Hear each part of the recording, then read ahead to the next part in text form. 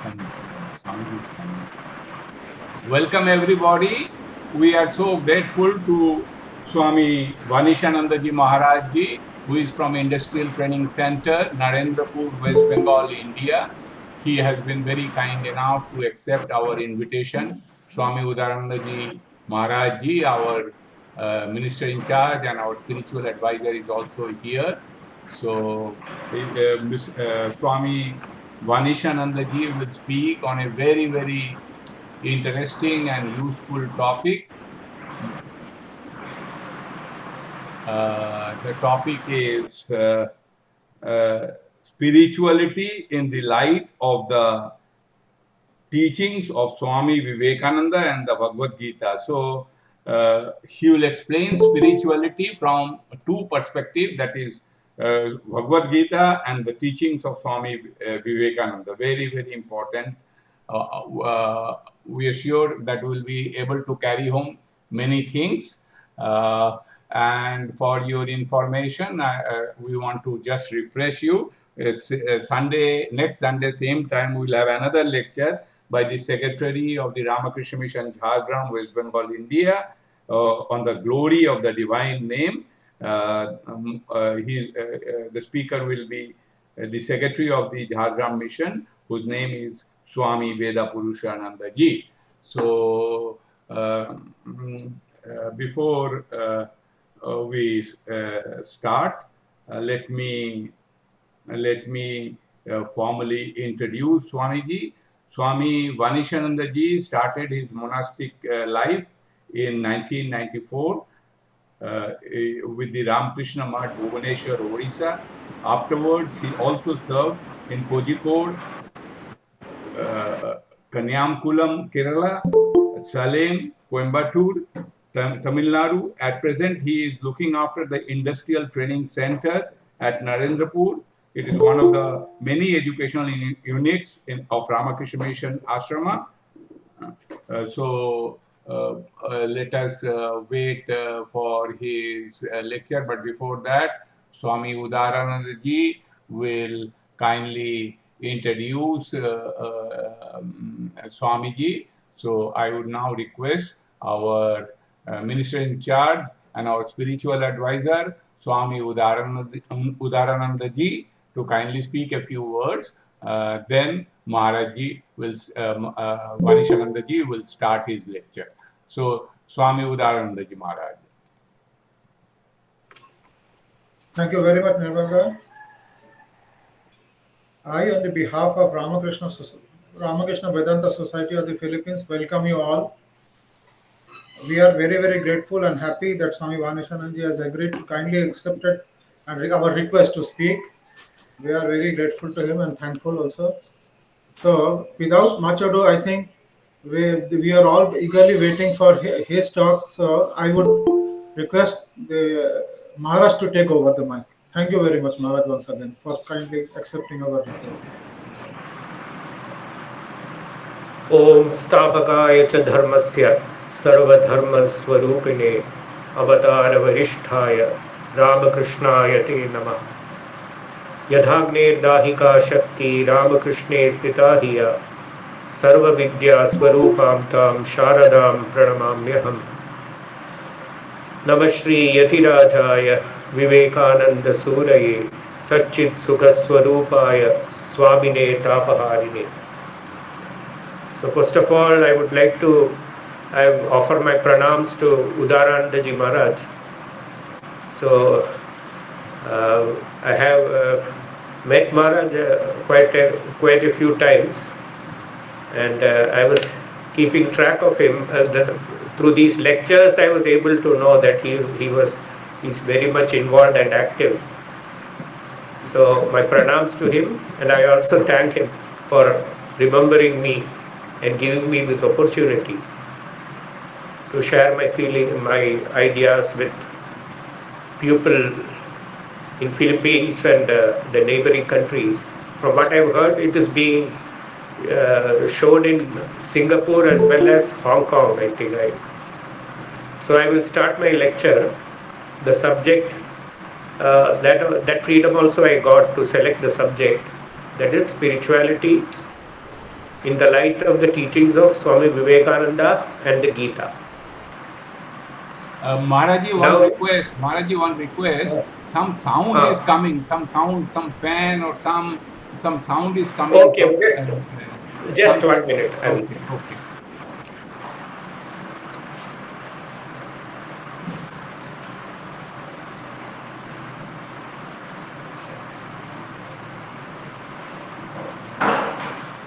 Please wait. Maharaji will be back. Some machine is on. So.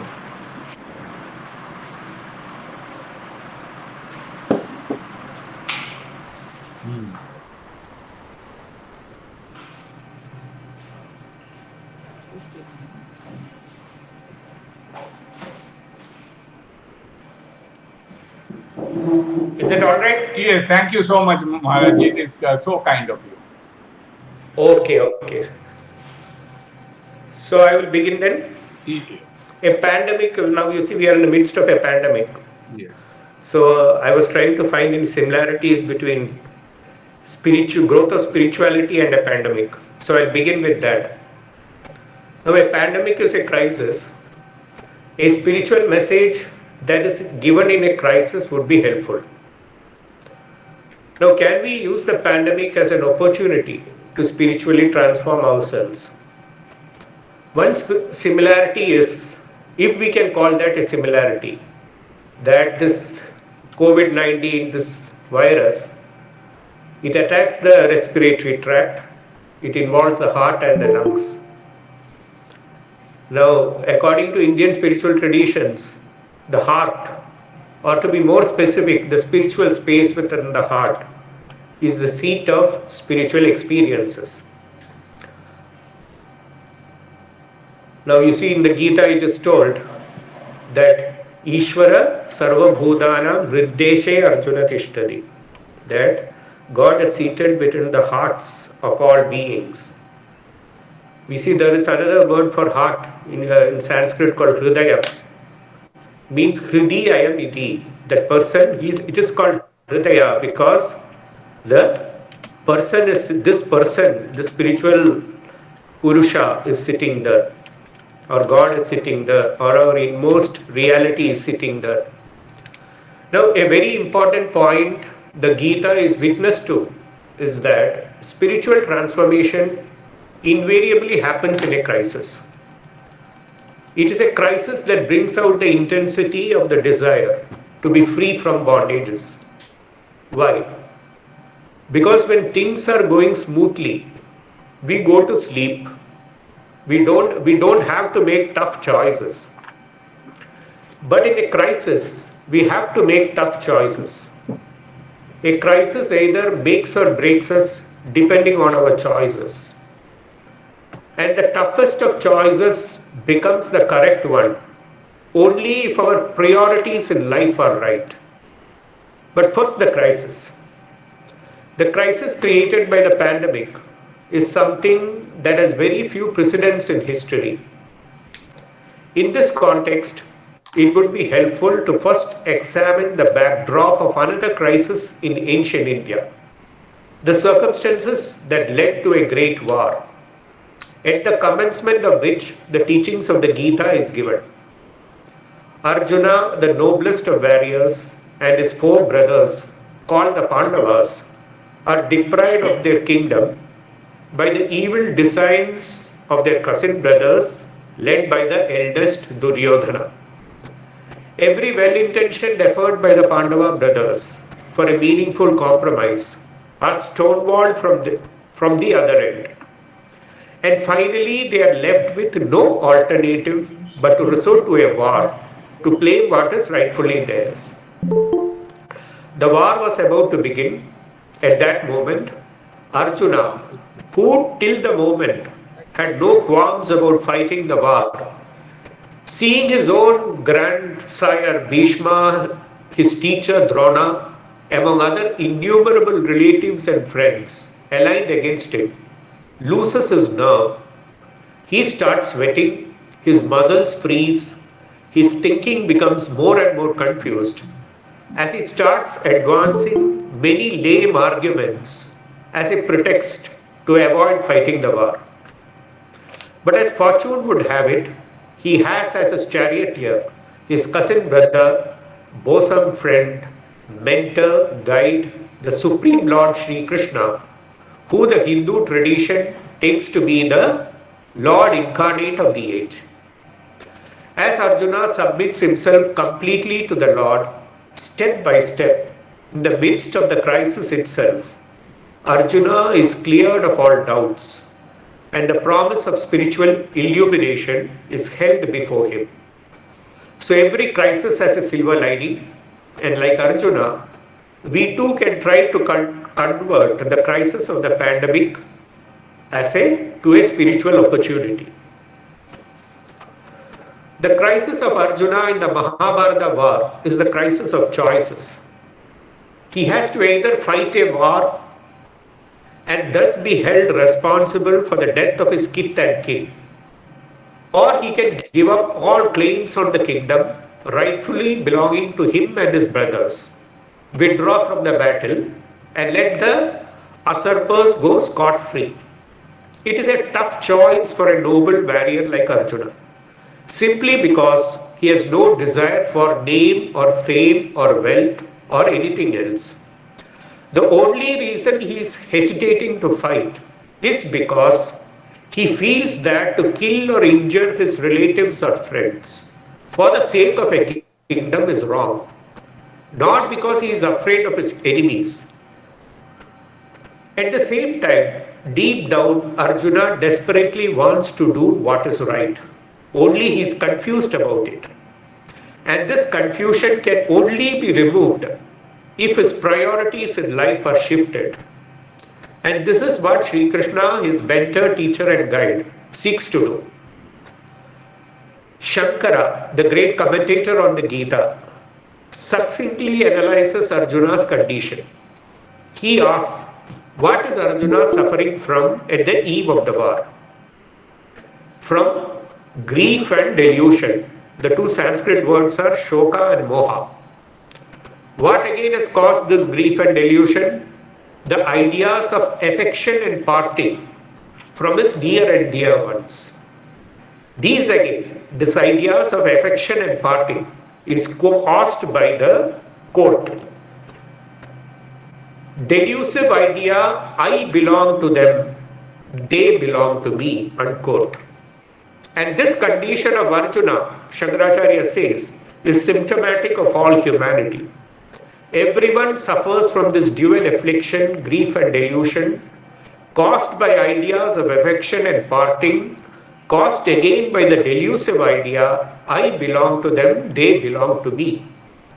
And Sri Krishna, knowing that this delusive idea, I and mine, which is at the root of this grief and delusion, can only be removed by the knowledge of the self, knowledge of the eternal, immortal soul, self, Atman, whatever you may be calling it, seeking to bless whole humanity, makes Arjuna a medium and starts the teachings of Gita proper. This is how Shankaracharya introduces the context of Sri Krishna's teachings of the Gita.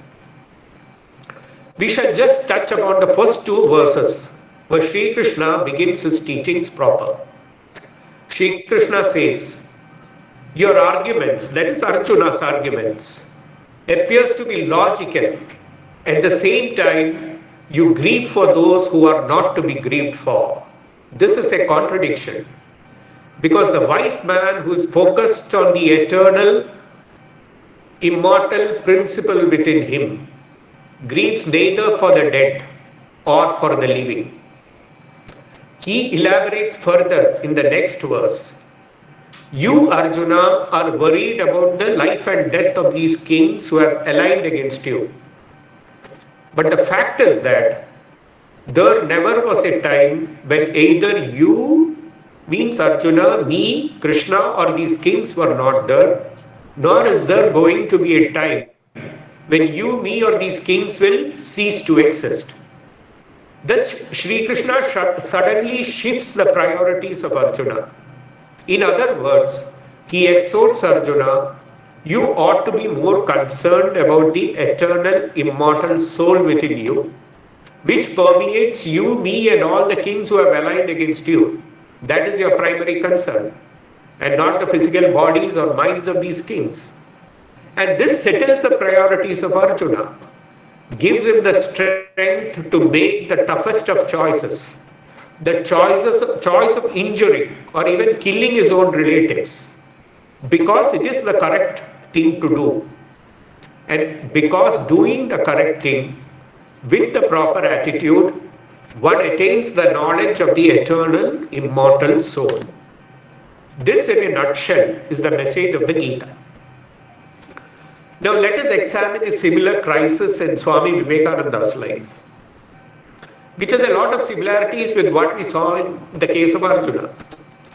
As those familiar with his life may be knowing, Vivekananda, named as Narendranath Datta, was born into a very traditional family of Kolkata. From his very childhood, he imbibed the spiritual beliefs of the country, sitting in the lap of his pious and cultured mother. Erudite in the lore of the land like the Ramayana and Mahabharata, which contains the essence of the moral and spiritual values of the land, she transmitted the same to the little child on her lap. But when Naren reaches youth, he comes in contact with the contemporary thought processes of the West, like Western logic, philosophy, etc. He becomes completely involved in their study. And the conclusions of these systems affects him deeply. One conclusion in particular, that God is something that cannot be proved by the intellect. Some thinkers are mentioned in his life. Two come to my mind. One was Thomas Huxley, the other was Hegel. On one side were the spiritual traditions that he imbibed by hearing from his elders. On the other side were these influential thought systems of the West, dismissing everything that he intuitively held as dear by uncompromising strokes of logic. There were two alternatives open to him. Either silence the strident voice of reason and take refuge in belief that can never be verified, or wield logic as a weapon and uncompromisingly cut off all spiritual belief structures.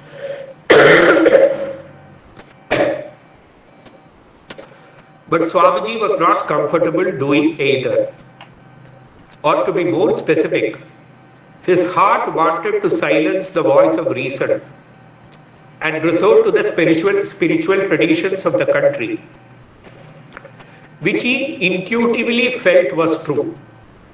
On the other hand, his head or intellect wanted to give precedence to the voice of reason and reject all beliefs that could not stand the test of reason.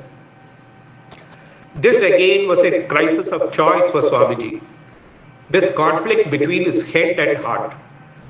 And it was representative of the crisis of the modern age. Even today we find humanity is trapped between these two positions. Either blindly stick to whatever is written in the book without making any appeal to reason or experience. This is one pole. Or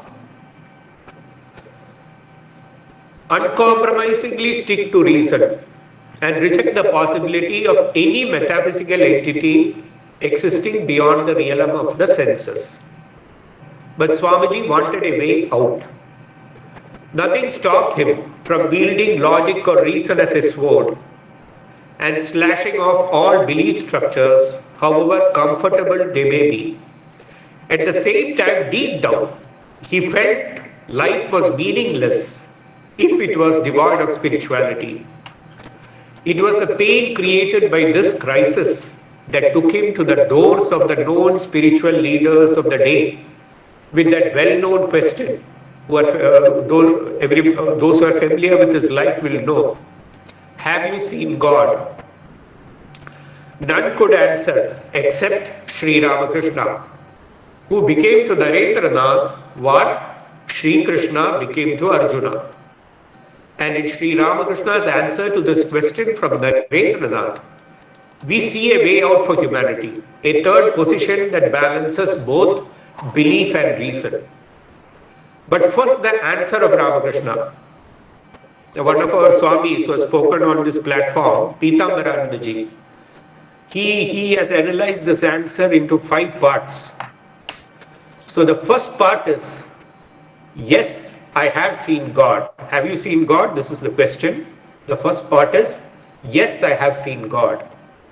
The second part, I see Him many times more clearly than when I am seeing you. The third part, but who wants to see God? People shed jugs of tears for their near and dear ones, but who weeps for God? The fourth part, if you want, you too can see Him.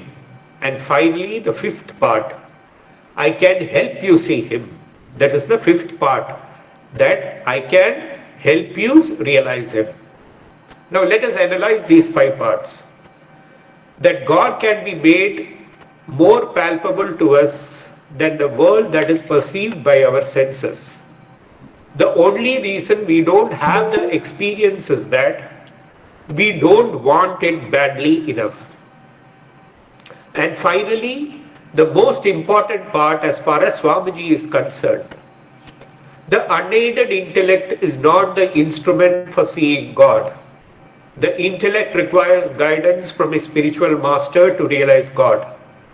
That is the relevance of the final part. I can help you in the path to realize Him. One of the greatest of conflicts of Swamiji is removed. He understands that reason has to be submitted to the unerring guidance of a spiritual teacher for spiritual experience to happen. And it is this dimension of understanding that humanity requires today. And perhaps the Ramakrishna vision, representing the spiritual ideals embodied by Sri Ramakrishna, is best positioned to meet this requirement. Now, that is one parallel between the crisis and there's 2, the Gita and the Swamiji's life.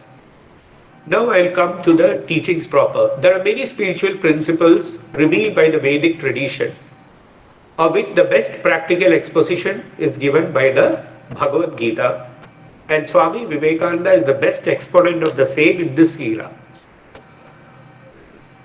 Now I'm basing this talk, it is based on one of Swami Vivekananda's very important lectures called, he gave it in Chicago, it is called The Paper on Hinduism. Now Sister Nivedita has commented on this, saying that it was as if Hinduism was created after Swamiji finished speaking on the subject. The second is by one of his biographers called Mary Louise Burke.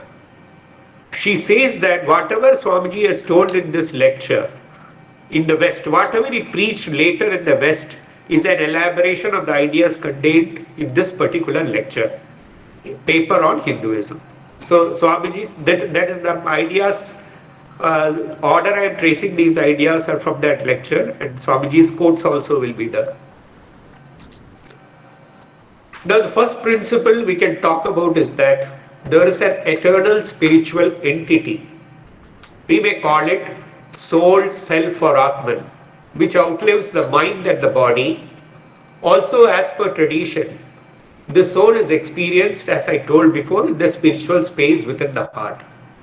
It has got a beginningless past as well as an unending future. In other words, time begins and ends in the soul. A very important Vedantic text called Kathopanishad describes it as follows. Though incorporeal, the self is stationed within the corporeal body. Knowing this expansive, all-pervading self, one never again comes to grief. Ashariram sharireshu anavasteshu avastidam mahantam vibhum atmanam matva dhiro nashochadi. The next principle that logically follows from the above is the law of transmigration, which again is based on the theory of reincarnation. The soul, though eternal, because our awareness of it is mixed up with a material body or mind, we think of the soul as being mortal. For this very reason of wrong identification, the soul becomes subject to the law of transmigration, of being trapped in an ever-repeating loop of birth, continuity, growth, mutation, decay, and death. Closely related to the law of transmigration is the theory of reincarnation, which holds that the special cause for the transmigration of souls is merit dharma or demerit adharma, which sticks to one from the quality of past actions of the soul. Here we come to a major divergence of Vedanta from other religions of the world. As Swamiji puts it, God cannot be the creator of the soul. The metaphysical argument goes like this. If God is the creator of the soul, then he cannot escape from being held responsible for the inequalities suffered by the souls and the inadmissible dual charges of partiality and cruelty comes upon him.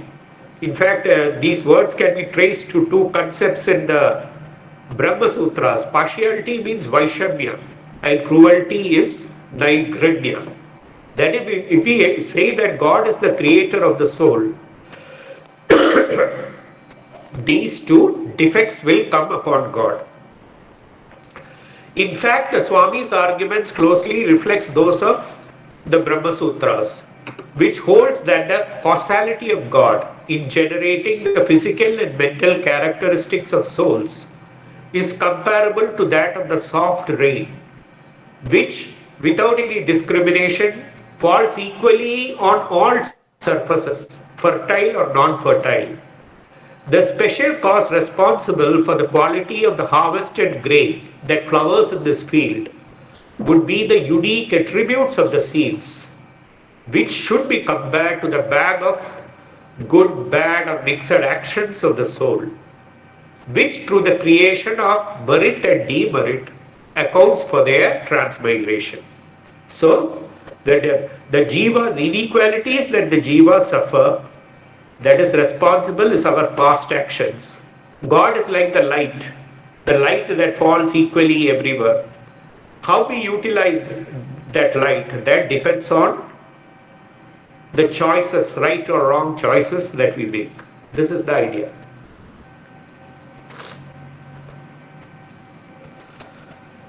The next fact is the immortality or indestructibility of the soul. Swamiji quotes a verse from the Gita. It's a famous verse, Nainam Chindandi Shastrani. It goes like that. Now I will quote Swamiji's interpretation of it. Him the sword cannot pierce, him the fire cannot burn, him the water cannot melt, him the air cannot dry. He further adds, every soul is a circle whose circumference is nowhere but center is located in the body. And death means a change of center from body to body. Nor is the soul bound by the conditions of matter. In its very essence, it is free, unbounded, holy, pure, and perfect. But somehow or other, it finds itself tied down to matter. The soul finds itself tied down to matter. The next important factor is a great contradiction in our experience. As we have seen above, the scriptures establish the nature of the soul as being eternal or immortal. But the problem is, no amount of scriptural knowledge can set at naught the uncertainty of transmigration or our first-hand experience of physical mental misery. There seems to be an unbridgeable gap between our scriptural conclusions and day-to-day experiences. Swamiji formulates this as a question which seems to challenge the entire philosophical supposition of Vedanta. The question is, how can the perfect be deluded into the belief that it is imperfect?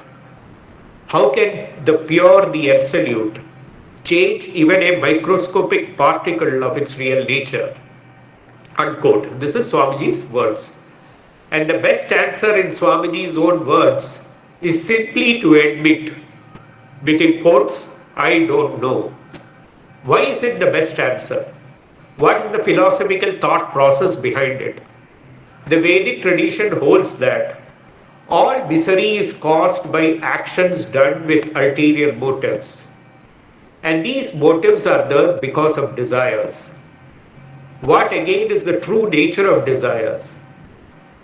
We are complete and perfect, but somehow we have forgotten that perfection, and the net result is desire.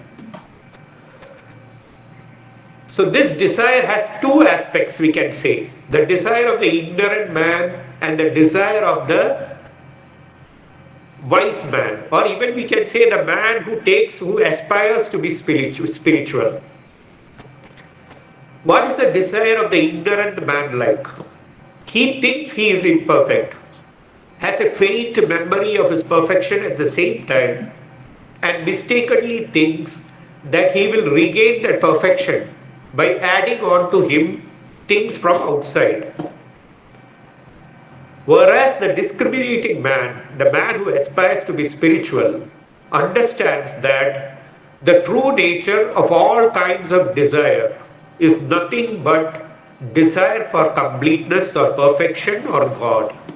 He understands that it is the desire for completeness that is masquerading as desires for other things, desires for the petty things of the world. So this is the another fact, this contradiction in our experience.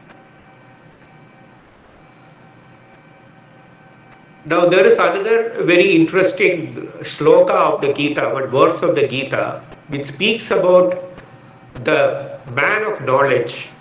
What happens to him, what effect the objects of desire of the world has on the man of knowledge. He says, just like the fullness of the ocean is not disturbed by the various tributaries of the river waters entering into him, it remains full and complete in itself. It is not at all disturbed in the least. Even so, the wise man, objects of desire entering into the wise man never disturbs his calmness or state of peace. Now, I think I can quote a story here, a wonderful story that is told by Swami Vivekananda actually. In the Karma Yoga, he relates the story. The story is about an ancient great sage of India called Shukadeva. It seems he recited the Bhagavad to his disciple Parikshit. Many of you may be familiar of it. Anyway, the story goes like this. He was considered a spiritual genius from his very birth.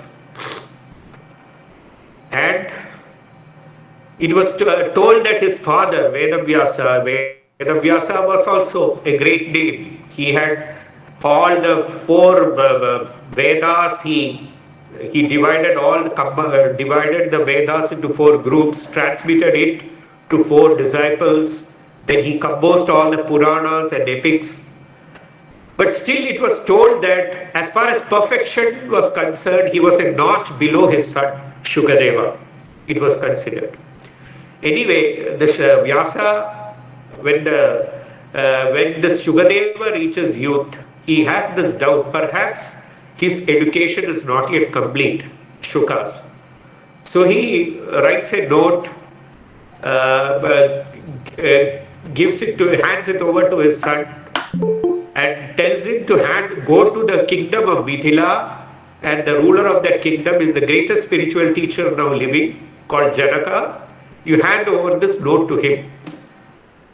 This Vyasa gives instruction to Shukadeva, and Shukadeva obligingly goes to Mithila, and at the entrance of the palace, he hands over the note to the gateman, and the gateman hands it over to Janaka, the king of Mithila. Janaka sees this and he tells him, make him wait for 10 days. This was this first thing that he did. And Shukadeva stays without any disturbance, without any restlessness or disturbance. He stays at the entrance of the gate for 10 days. After the 10th day, Janaga sends his courtiers and he is escorted to a palace with full fanfare, with full. He was given expensive clothes to wear. He's given food to very expensive food and drink delicacies to eat, and fine drinks, etc. And he's kept in all luxury for another 10 days. Then also the same way he was, if he was lying at the gate, the same way he was. There's no reaction from him.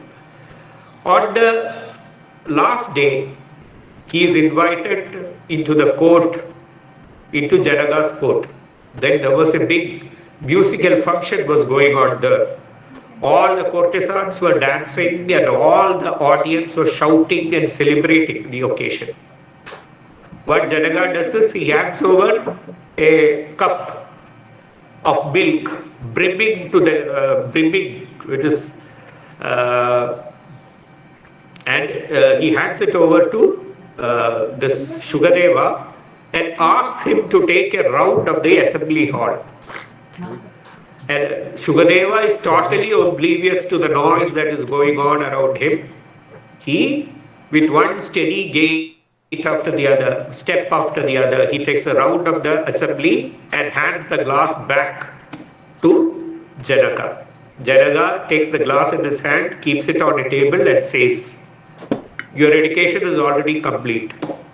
I have nothing more to add on to you what you have learned."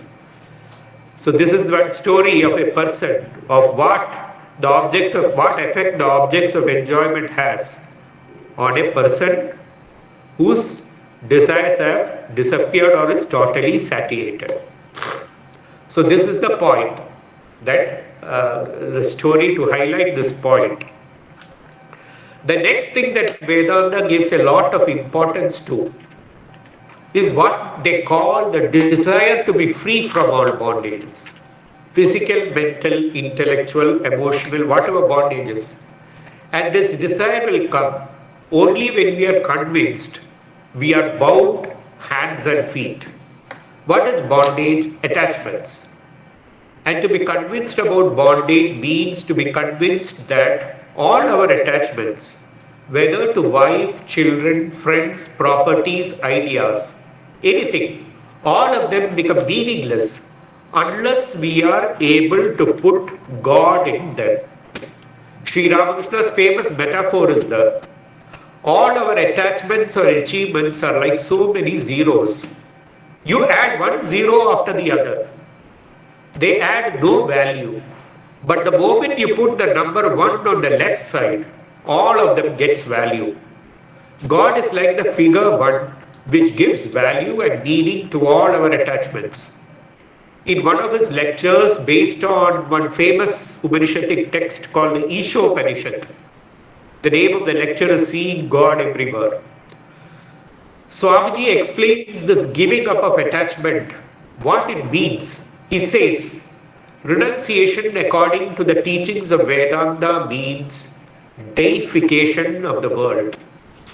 Giving up the world as we think of it, as we know it, as it appears to us, and to know what it really is. Deify it, it is God alone. So to sum up, the desire to be free means the desire to put God in all our activities, physical or mental, and all our objects of attachment. The stronger this desire, the greater the chances of our attaining the goal. Another thing Vedanta is concerned about is how to increase this intensity of the desire to be free. The Vedantic texts are replete with utterances of sages expressing the wonder of realization.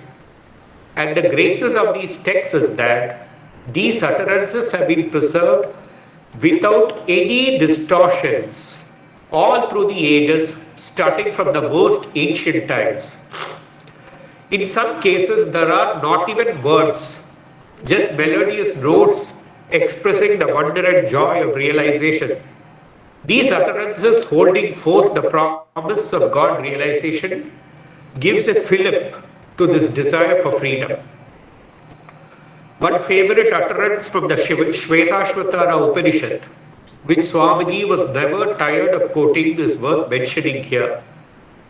Hear ye children of immortal bliss, even ye that reside in higher spheres. I have found the ancient one, who is beyond all darkness, all delusion. Knowing him alone, you shall be saved from death all over again. It is that famous quotation, Shrudvandu Vishwe Amridasya Putraha. It goes like that. Aye dhamani divyani tastu vedahametam purusham mahantam adityavarnam tamasap parastat tabeva viditva adivrityumeti na anyam pantha vidyate ayanaya. Next we can take up God. In the Vedantic tradition, the supreme reality can be thought of from three different contexts. As the transcendent, absolute, abstract essence of the universe, this reality is expressed as Brahman, which literally means the principle which expands and causes other things to expand. As one Upanishadic text says, what is that by knowing which the unheard of becomes heard, the unthought of becomes thought of, and the unknown becomes known? That is Brahman. That very Brahman, thought of as the inmost immanent reality, the animating principle of the individualities represented by you or me, is called the self-Atman principle. And finally, when the same is thought of as the animating and coordinating principle of the diverse functioning of the universe, it is the supreme functionary Ishvara, the author of the creation, preservation, and destruction of the universe. So the same reality can be thought of as God, as the soul, as the inmost soul, and also as the Brahman. Brahman, Ishvara, Atman, in our terminology. In this context, let us see how Swamiji, in one of his lectures, in this particular lecture, defines God. He says, in and through every particle of matter and force stands one by whose command the wind blows, the fire burns, the clouds rain, and death stalks upon the earth. And he is everywhere the pure and formless one, the Almighty and the All-Merciful. The next idea that Swamiji is talking about is the idea of praying to an immanent God. Swamiji quotes mostly two prayers, one a Vedic one and the other a prayer from a epic. The epic itself is not that well known, but a prayer is something that always every devout Hindu will be knowing about. I will quote both of them. The Vedic prayer goes like this: Tejo asi, Tejo mai dehi. Thou art spiritual luster, give me a fraction of thy radiance. Viryam asi, Viryam mai dehi. Thou art manliness, give me a spark of thy manliness. Balamasi, Balam mai dehi. Thou art strength, give me a spark of that strength. Ojo vasi, Ojo mai dehi. Thou art the power of self-control, give me a portion of that. Manyurasi, Manyum mai dehi. Thou art the spirit of righteous indignation, give me the strength to stand against perceived injustices. Sahosi, Saho mai dehi. This portion alone Swamiji has translated in this lecture. Thou art strength, thou bear the burden of the whole universe. Help me bear the little burden of this life. This is one prayer. The second prayer that he quotes is, Thou art our father, thou art our mother, thou art our beloved friend. The prayer is that Tvameva Madha Chapita Tvameva, Tvameva Bandhushta Sakha Tvameva, Tvameva Vidya Dravinam Tvameva, Tvameva Sarvam Amadeva Deva. So this is the next part, the importance of prayer to an immanent God. The next concept is the art of worshipping God through love. As Swamiji says, he is to be worshipped as the one beloved, dearer than everything in this and the next world. There are two ideas connected to this worship of God through love. One is the idea of divine incarnation, and the second is what Swamiji calls the heart to God, hands to work philosophy of the Bhagawad Gita, which works out the most practical method for developing this divine love. First, let us take up the idea of the divine incarnation. The word we use for it is avatara, which literally means coming down. In one of his works called the Inspired Talks, Swamiji explains it by referring to the Bible.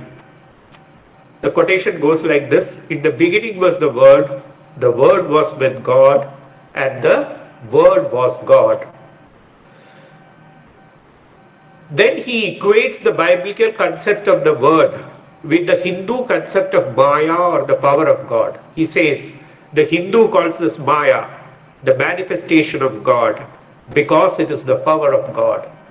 He further adds, the Word has two manifestations, the general one of nature and the special one of the great incarnations of God. Then he names all of them: Jesus, Buddha, Krishna, Ramakrishna. Then he says, Christ, the special manifestation of the Absolute, is known and knowable. The Absolute cannot be known. We cannot know the Father. We can only know the Son. We can only see the Absolute through the tint of humanity, through Christ. So we should remember that Swamiji was taking these classes. He was opening his talks to a group of core Western disciples who went through a lot of difficulties to come to that particular place and listen to his talk. So that was why Swamiji was talking about this concept in the light of the Bible. But we should understand that this equally holds true for Sri Krishna, Sri Rama, or even Sri Ramakrishna. So this word or the power of God, Swamiji says, manifests in two ways: in a general manner and in a special manner. By general is meant the external normal nature that we see and interact with, as well as this widespread cosmos all around us. Our physical bodies are also included within it.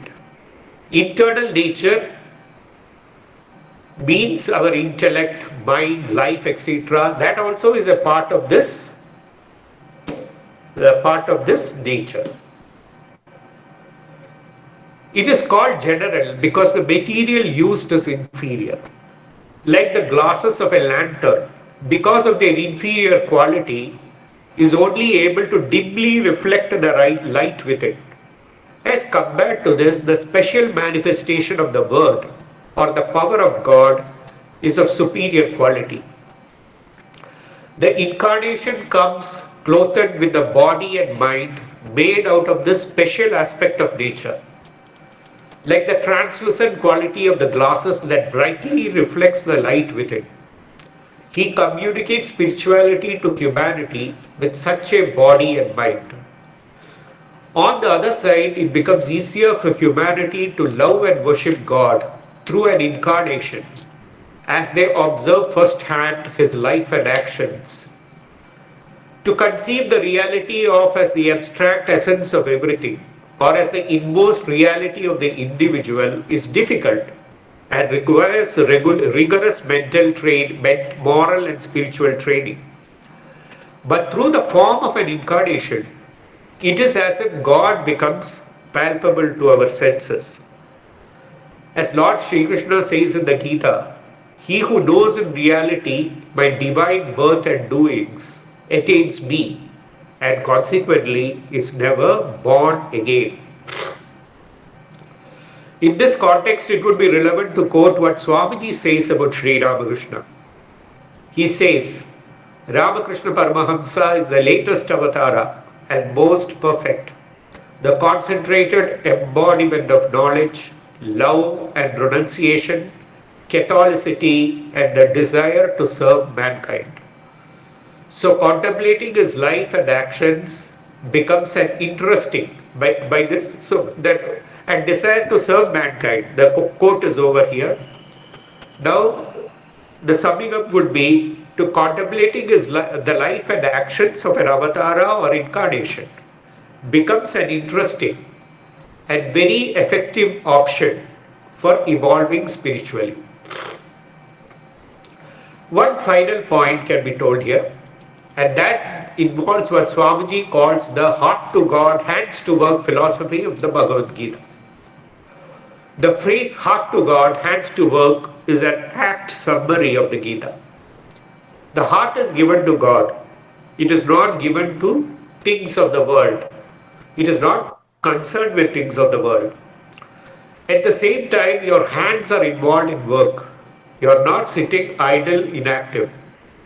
One is as active as any other man, only the attitude behind our actions have changed. How does the Gita bring about this? By becoming a practical manual for increasing what Swamiji calls the power of non-attachment step by step. Let us, in a very brief manner, analyze this. In the first stage, the teachings allow us to perform all our duties and responsibilities.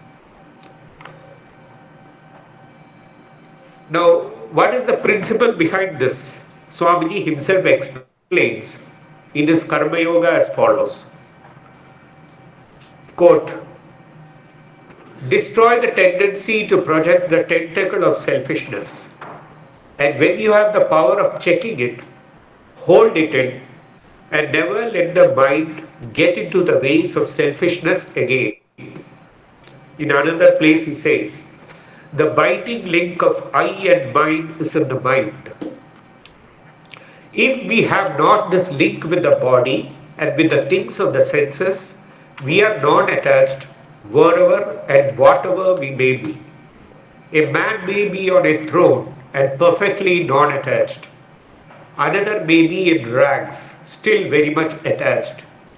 First, we have to attain the state of non-attachment, then work incessantly. It is this power of non-attachment, the quote is over, and this, then work incessantly, the unquote. It is this power of non-attachment that the teachings of Gita seeks to develop. First, by detaching oneself from the results of actions, by surrendering the fruits of one's actions to the Lord. This is the first step. This evolves into the attitude that I am the servant of God and all actions are done for His pleasure, for God's pleasure. In the next stage, one starts becoming aware of God as a reality permeating all one's subject-object interactions. This is the beginning of divine love. Sri Ramakrishna compares this love with that of the rosy dawn. Seeing the rosy dawn, we can safely assume that the blazing sun will come forth and remove the least remaining traces of darkness of the previous night. Even so, the rising of divine love promises the inevitable rising of the sun of knowledge, and with it, the least remaining traces of ego, along with its cause ignorance, will be completely dissolved. And God or the self, as it is called in our tradition, Satchidananda, consciousness, existence, consciousness, bliss absolute, stands realized. This is the culmination of spiritual life. Swamiji explains the state as follows. Then alone the state of Satchidananda, the realization of the state of Satchidananda. Then alone can death cease when I am one with life itself. Then alone can all errors cease when I am one with knowledge itself. Then alone can all misery cease when I am one with happiness itself. So I think that sums up everything. So if I may permitted, I may use just a couple of minutes to sum up the ideas. So to sum up, the Vedic tradition places before us the concept of the eternal immortal soul. This leads to two logical conclusions. One, that the soul is subject to the law of transmigration based on the principle of reincarnation. And two, that God is not the creator of the soul and that one's past actions are mainly responsible for the inequalities suffered by them. Next, we talked about the contradictions between the scriptural conclusions and our day to day experiences. That these contradictions are there because of an inexplicable, hazy, misty veil of ignorance that has covered our perfection. That the way forward is to transform the convictions about our immortal nature into a form of direct, intuitive experience. And this will destroy this veil of ignorance that has come over us. Then it was told the primary condition for realizing the truth is that we should have the intense desire to free ourselves from all bondages or attachments. That according to Vedanta, destruction of attachment means in reality the deification of the world, the recognition of a higher reality or God in all our objects of attachment. Then we talked about how this desire to be free can be given a boost by dwelling on inspiring Vedantic passages that holds forth the promise of divine realization. Also, that the ultimate reality can be thought about from three different perspectives. Brahman as the abstract essence of everything in this universe, as the Atman self principle when thought about as witnessing or animating our individuality, as God or Ishvara when thought of as creating, preserving, or destroying this universe. Then the importance of praying to God as well as worshipping Him through love was pointed out. We dwelled on the concept of divine incarnation or avatara as explained by Swamiji. And finally, in a brief manner, we discussed how the Gita seeks to develop this love of God by increasing the power of non-attachment within us. And that the love of God culminates in the realization of truth as the existence, consciousness, bliss, absolute principle. I hope I have summarized in a nutshell the spiritual ideas of our Vedantic tradition. And also I pray to our holy trio, Sri Ramakrishna, Mother Sharada Devi, and Swamiji, that we all will be motivated to be engaged in the pursuit of these principles and thus fulfill our human birth. I once again thank Swami Uttaranandaji Maharaj and others involved with the Philippines Ashrama for giving me this opportunity for sharing my views with you. Om Shanti Shanti Shanti. Hari Om. What a beautiful and enlightened lecture, Maharajji. Especially, we have many takeaways. Especially, you have highlighted deification of God. That is basically renunciation is deification, seeing God in everything. So very, very important takeaway. And then power of non-attachment and importance of unselfishness, and very, very important idea that you have propagated, that there may be a king like Janaka, maybe sitting in the throne, but he may be non-attached, and there may be a beggar in rags who may be attached. So seeing oneself as a servant of God will help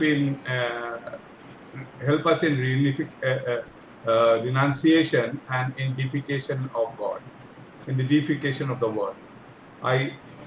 Basically, you highlighted that we need to develop a mindset where I work for God's pleasure.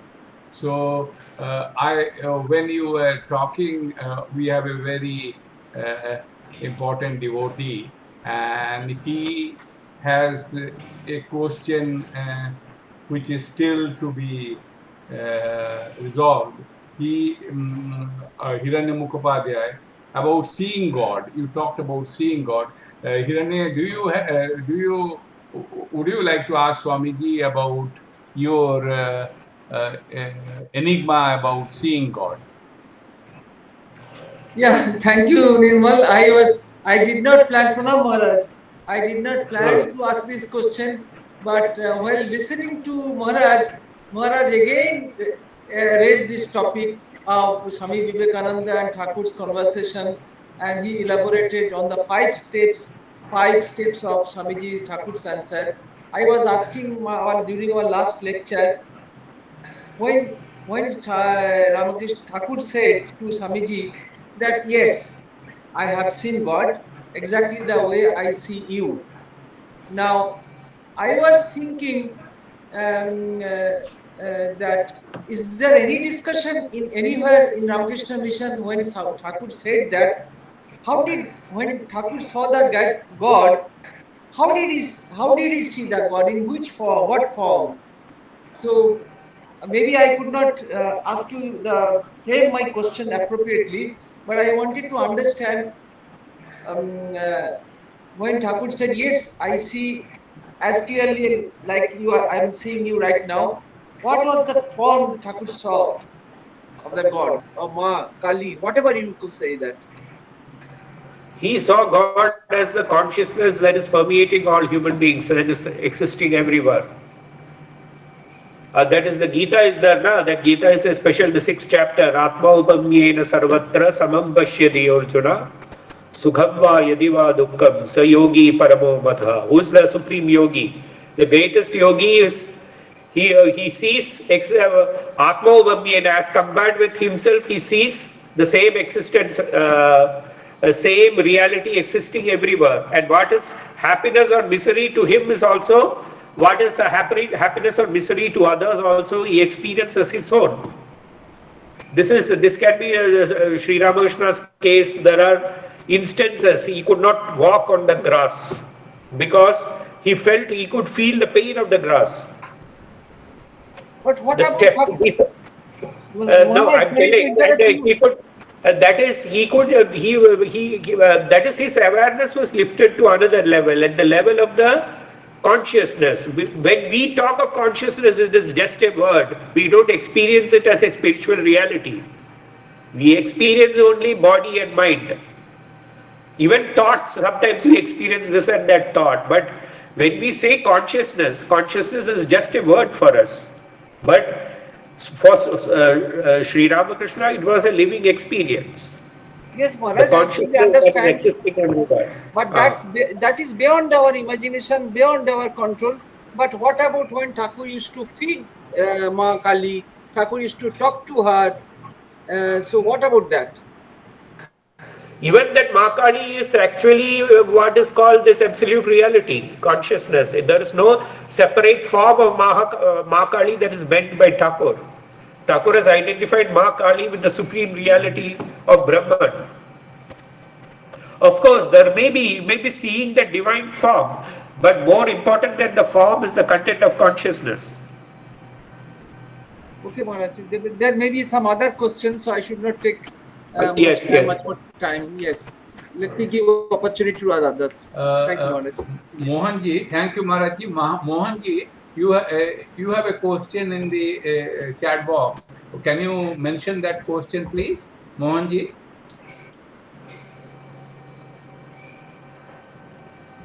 Maharajji, you said that God gives meaning to attachment. But we are asked to give up attachment. Isn't there a contradiction in saying God gives meaning to something we are supposed to give up? Actually, this particular lecture is in the 2nd volume of the complete works. It is called Seeing God Everywhere. That is the name of the lecture. It is a part of the Jnana Yoga lectures. And this is actually an interpretation of the Ishavasya Upanishad. In fact, if you see, take Shankara's commentary and Swamiji's, you will find that a difference on emphasis. Shankara asked to give up, but Swamiji gives a meaning to this. What it actually means is, for instance, it is to, he says, that it is not just dry giving up, it is to find a higher meaning in the thing that you gives up. That is what Swami Vivekananda is telling there. Renunciation does not mean denunciation of the world. It means a deification of the world. Deification means to find divya. That is, the root is that div means shining. That the meaning is that the root word is in Sanskrit called div. Deva has come from it. It means shining. So to see a higher, recognizing a higher reality in this world, that is actually what is meant by renunciation. So we have to give it up. That also is true. What you are telling also is true. We have to give it up. But what is given up, when we realize the truth, we realize that what has been given up has got a higher content in it, has got a higher meaning in it.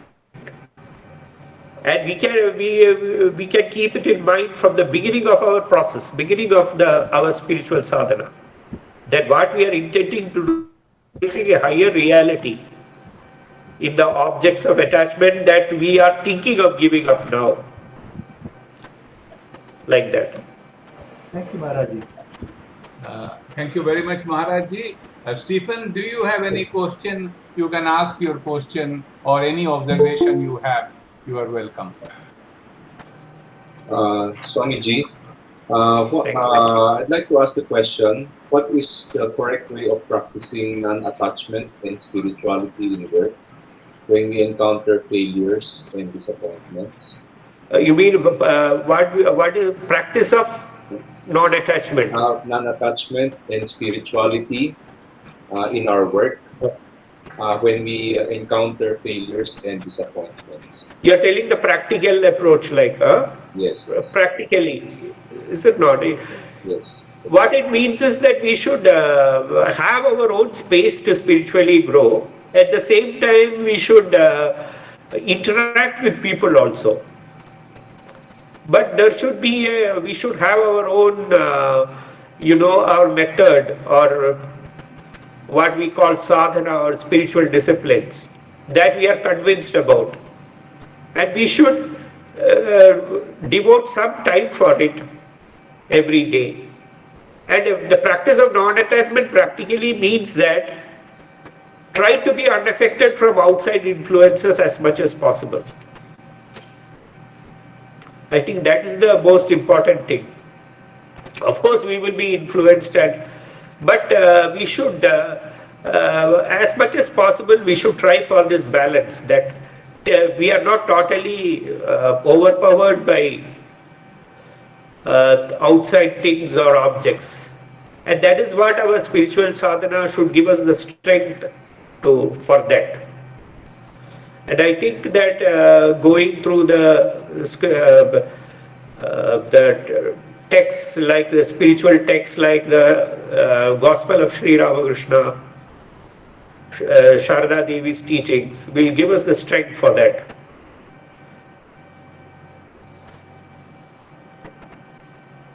Thank you, Maharaji. I think we have time for the last question. Any last question or observation? Then we will conclude today's function with a vote of thanks, and then of course we'll reassemble for an informal session. But if you have any last question, you are most welcome, or any observation you make, you are welcome. Aparna Di, do you have any question, Mrs. Aparna Dev? No, I'm just listening and listening. Okay. Rosanna, do you have anything to ask? Rosanna and Arlene are very devoted members. One is vice president of the society, other is the treasurer of the society. So, Arlene, do you have anything to ask?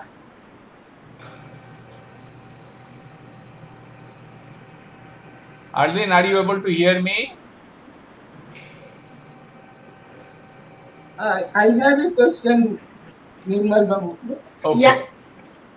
Okay. Yeah, good evening, everybody. I'm so sorry due to, yeah, I was a little bit late because of the poor connection. I wasn't able to catch out the topic, honestly, but I thank Swami Maharaj for this talk. Thank you, Arlene. Thank you, Arlene. And we'll, of course, share the video with you so that you can hear the whole lecture and then you can do your own reflection. Rosanna, who is the Vice President of our society, do you have anything to say? Nirmal, Mrs. Dev, Mrs. Aparnath Dev has a question. Acha, Mrs. Dev, please speak. Maharaji understands Bengali. If you want to speak, ask in Bengali also. I can also translate for the benefit of others what you are asking. You please feel free either in Bengali or English.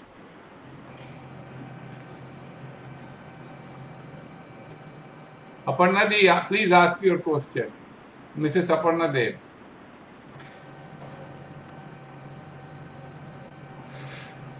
I want to ask one question. Oh, Mrs. Sarkar. Aja, that is what I heard. So Mrs. Sarkar. she does not have any question to ask. Pranam Maharaj, it is a beautiful lecture, but I have a question. What is the effect of prarabdha on our soul?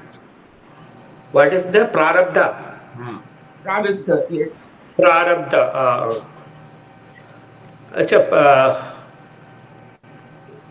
Prarabdha, there are actions are there like whatever our past actions that has started to take effect, that is called prarabdha. Now prarabdha, don't think we have to overtly worry about. That is our teachings of Sharda Devi and Swamiji. No, I have no What is question, but I have no question. You want to know about prarabdha karma? Hello? I want to know what is the relation between prarabdha and our soul.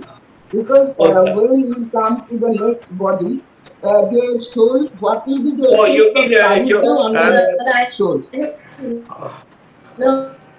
Yes, you want to know how our karma affected our next birth. That is what it is. How our karma affect the next birth. But actually, the concept of prarabdha is that once the prarabdha is exhausted, our body also will fall away. But there are certain works which have not yet started bearing fruit. There are certain works that is called agami, it is called. Agami means it is coming in the future. Suppose like there is one example is given that you started developing a liking for painting, but you did not get opportunity in this life to fulfill that. So in the next birth you may get an opportunity for that. This is one explanation. And another is that the prarabdha karma, whatever karmas we have done, unless we have realized God, definitely there will be a continuity of this karma in the next birth. Now the Gita says it is saying that the mind along with the essence of all the impressions gathered through the five senses, it will go out and seek another opportunity for expression. This is what the Gita says. Then and only and that is why, and again it is told that there is one story of one Ajamila. Ajamila is a character in the Bhagavada. Now it seems that he used to take the name of the God very fervently during his early life, during his early days. But later he gets caught up in the world, he gets married, he goes through all the bitter experiences of life. And then it is told, but he had a child. I may not be remembering all aspects of the story very clearly because just now it is coming. So he remembers he is got this child whom he has named Narayana, and he calls him. And at that moment, all with the calling of that name of Narayana, all that dormant tendencies of spiritual practice that awakens in him, and he becomes, it seems he becomes free. He realizes God at that moment. So the point is this: what effect, whatever it may be, we should remember that. I think Thakur is telling that so powerful the name of God that when it will fructify, we cannot know. When it will, when the fruit will come, we cannot know. We do not know. So that faith we should have, and definitely that remembrance of God, that will, even if we don't realize it, it will make the circumstances more conducive for God's remembrance, for continuing our spiritual practices, for continuing our in the next birth also. This is what the Indian tradition believes in. Arjuna also says that what happens to a person who does not realize God, who has done some good things, has done some spiritual practices, then what if he again resorts to the worldly life? Is everything lost? Arjuna is asking this question. No? Then he says, no. He gives two things that he tells two alternatives. He says, if a person has strived a little sincerely in his life for spirituality, when he dies, either one alternative is he will be born in a very rich family where he won't have to be much concerned about his day-to-day needs. He can devote with a free mind to the pursuit of spiritual things. Then Sri Krishna says there is even a better destiny that is written for him, and that may be that he will be born in a family of yogis whose mother and father had so much high spiritual tendencies that he will inherit spiritual tendencies from his birth, and he can carry on from where he has left off in the next birth also. So I think this is what we have to keep in mind: the power of God's name, the power of spiritual practices, and that will definitely help us in our forthcoming births also. I have a question. I have a question related to this. Yes.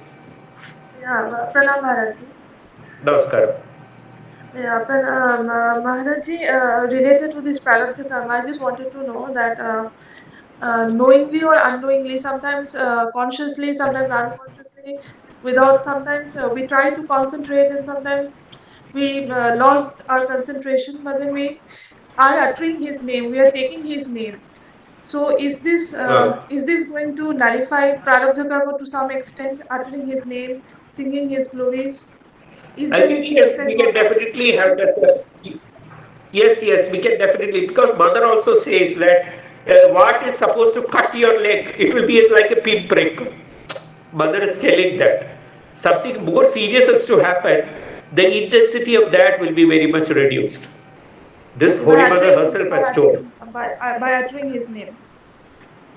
Yes. Okay. And I think it is a very healthy attitude to have. We must have that attitude. We must have that faith. Thank you so much, Maharaj. Thank you, Shonali Chaudhary. Rosanna, are you there? Would you like to ask anything or observe anything? Okay. So we are so grateful to you, Maharaji, and all the participants. I would request now our friend Hiranya Mukhopadhyay to kindly give vote of thanks to Vanishanandaji Maharajji and all participants. Hiranya. Thank you, Maharaj. Pranam again for this wonderful lecture, Maharaj. Before I give vote of thanks, I have a comment. We have been having something like 48, 49th. I don't know, Nirmal knows exactly the number, how many lectures we have been having over the last several months. Now, there are discussions, talk, what is the impact of these lectures? What do we learn from this lecture?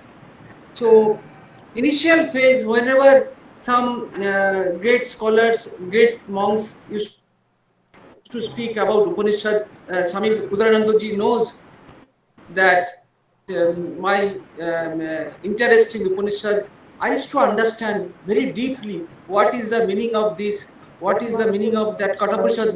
Now, I think these 48 lectures or 49 lectures is my spiritual journey to realize, let's not talk about Upanishad, let it be, leave it to the God. Have faith on God, and one day you will understand and you will know.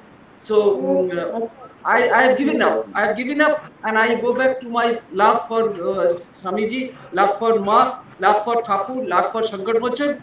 And if they have blessings, I learn and I understand. I think that is the impact of this spiritual journey through these 48 lectures. Thank you, Maharaj Pranam. And Thank on you. behalf of all the devotees of Let us Maniva wait. and elsewhere, we convey our heartfelt pranam to you, Maharaj.